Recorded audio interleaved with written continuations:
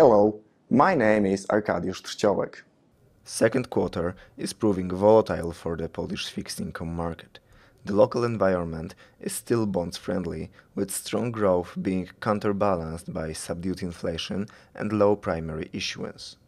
The yield curve initially moved further downwards, going below 3% on its long end. Domestic factors, however, have been sidelined by geopolitical developments, which led to a rapid increase in emerging market yields. The Polish sovereign curve moved some 30 basis points higher from the trough in mid-April. Among key factors for EM weakness was ongoing tightening of the monetary policy by the US Fed, which spurred a dollar rally. Additionally, higher oil prices are translating into growing inflation expectations.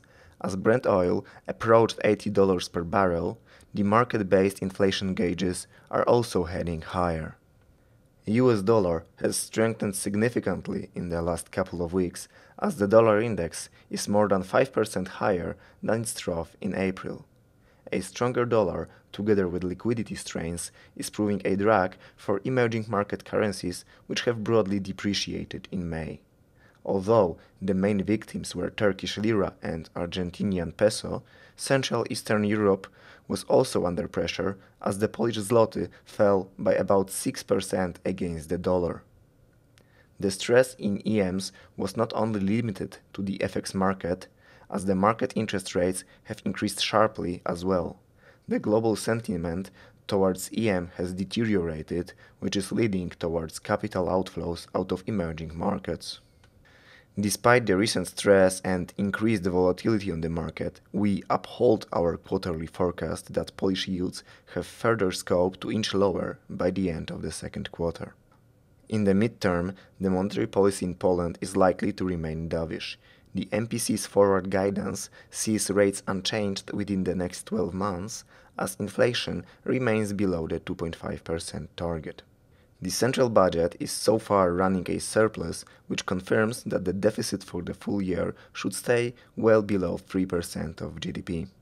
The robust fiscal situation may lead to lowering of gross borrowing needs. Although the lower supply is partially priced in, there is still a significant demand experienced at the Ministry of Finance tender.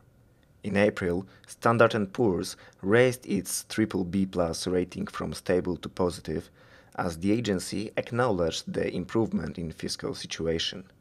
This suggests that further positive rating action may happen within the next 24 months.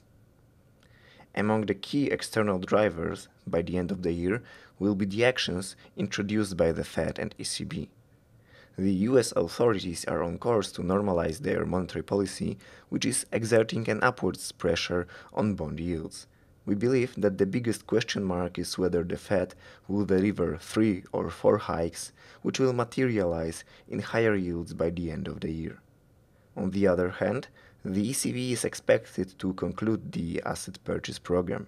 It does not, however, seem to be in full control of inflation, which remained stubbornly low.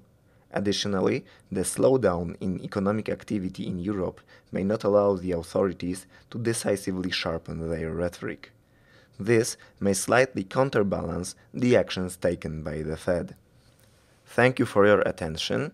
In case of any queries, please do not hesitate to contact me.